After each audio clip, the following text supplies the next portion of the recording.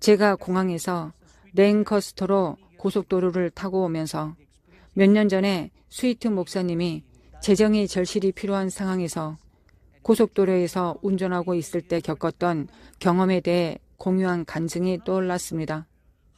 이 간증을 기억하십니까? 저는 세상에 어떻게 이런 일이 일어났는지 여전히 이해할 수 없습니다. 고속도로에 많은 차들이 지나가고 있는데 이 특별한 사람이 고속도로에서 운전하고 있는 스윗 목사님을 발견했습니다. 저는 아직도 이 기적이 어떻게 일어났는지 알 수 없지만 그 일이 일어났습니다. 그 사람의 입장에서는 얼마나 큰 믿음입니까? 그는 주님의 음성을 듣고 수십만 대의 차가 고속도로를 지나가는 가운데 운전해 갔습니다. 이 일에 있어서 더 나쁜 것이 무엇인지 아십니까? 밤에 일어났다는 것입니다. 상황이 훨씬 더 밤이었기 때문에 나빴습니다. 낮이라면 적어도 그 차를 알아볼 수 있었을 것입니다. 그날은 밤이었습니다. 그는 분명히 야간 투시경을 썼을 것입니다. 놀랍습니다. 한 가지 중요한 점을 강조합니다. 하나님께서 당신을 축복하시려는 목적을 가지고 계시면 신비한 방법으로 그렇게 하실 것입니다.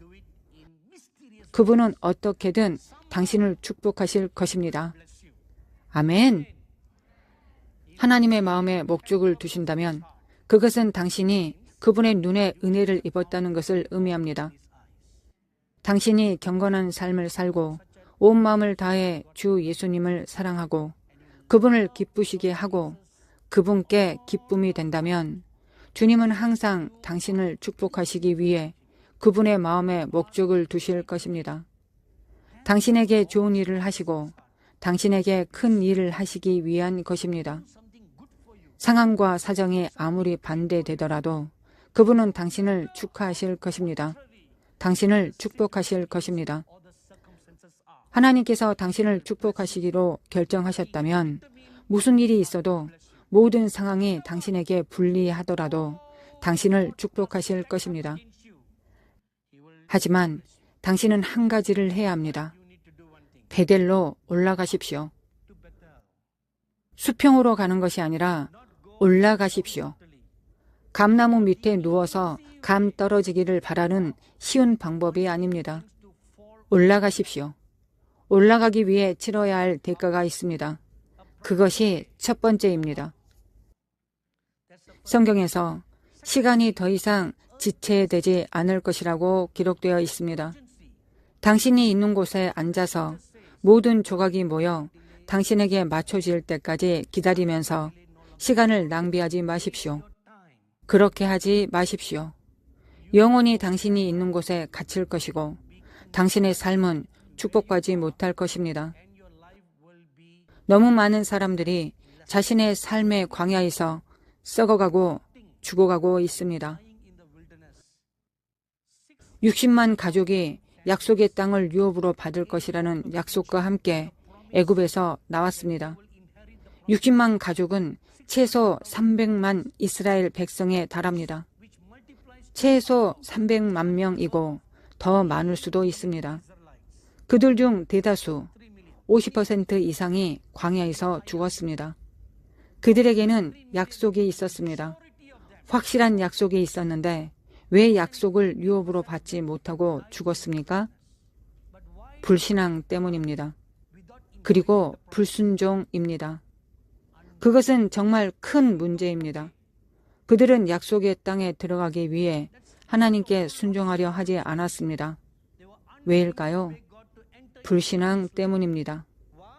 두려움, 미지의 것에 대한 두려움이 있었습니다. 불신입니다. 그들은 하나님이 그들을 보호해 주실 것을 믿거나 신뢰할 수 없었습니다. 하나님이 그들을 위해 제공해 주실 것을 신뢰할 수 없었습니다. 이 네 가지 이유로 그들은 모두 광야에서 죽었습니다. 당신도 이와 같이 행한다면 이것이 당신의 운명일 수 있습니다. 따라서 긴박함이 있습니다. 올라가십시오. 나오십시오. 먼저 나오고 그 다음 올라가십시오. 두 가지가 있습니다. 당신이 있는 곳에서 나오십시오. 그 다음 올라가십시오. 이 두 가지를 해야 합니다. 하나님께서 야곱을 베델로 부르셨을 때 그것은 단지 방문을 위한 것만이 아니었습니다. 창세기 35장 1절을 다시 봅시다. 하나님이 야곱에게 이르시되 일어나 베델로 올라가서 거기 방문하며. 맞습니까? 여러분의 성경에서는 다르게 말합니까? 뭐라고 말합니까? 거기 거주하며. 거기 거주한다는 것은 단순한 방문이 아니라 거기에 머무른다는 뜻입니다. 요한복음 1장 35절에서 39절에 주 예수께서 세례 요한에게 세례를 받으셨고 그 다음날 세례 요한이 어딘가에서 주 예수님을 보고 큰 소리로 말했습니다. 보라, 세상 죄를 지고 가는 하나님의 어린 양이로다. 그때 제자 중 두 사람이 요한의 말을 듣고 급히 주 예수님께 달려가 여쭈었습니다. 라피여, 어디에 계시오니까? 주님은 와서 보라고 말씀하셨습니다. 그들이 보러 올랐을 때 단지 방문한 것이 아니라 머물렀습니다. 머무르다라는 단어는 그리스어로 메노입니다. 있다, 계속하다, 거하다, 쉬다, 정착하다를 의미합니다. 그저 방문하러 가는 것이 아닙니다. 하나님께서 당신에게 내게로 와서 거기 있으라고 부르고 계십니다. 방문을 위해 오는 것이 아니라 거하기 위해 있으라는 것입니다. 그래서 하나님을 만나러 베델로 올라가라는 부르심은 이례적인 일이 아닙니다. 와서 거기 거하십시오. 하나님과 만나는 그 장소에 거하십시오. 매일 하나님과 교제하는 그 장소에 거하십시오. 일주일에 한 번 주일날 교회에 가는 것처럼 일주일에 한 번만 하는 것이 아닙니다. 일주일 나머지 동안은 쉐키나 50센터나 여러분 자신의 교회에 대해 잊어버립니다.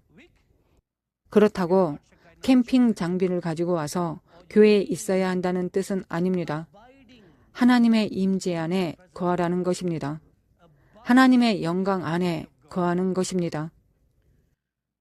출애굽기 24장에서 선지자 모세가 하나님을 만나라는 요청을 받고 산에 올라가 6일 동안 기다렸고 7째 날에 하나님께서 그를 만나셨습니다. 저는 선지자 모세가 6일 동안 산에 머물면서 무엇을 했는지 항상 궁금했습니다. 하나님께서 나타나지 않으셨는데 왜 그는 6일 동안 산에 머물렀을까요? 여러분과 제가 그날 거기에 있었거나 비슷한 일을 하라고 요청받았을 때 우리는 무엇을 했을까요? 6분 후에 내려왔을 것입니다.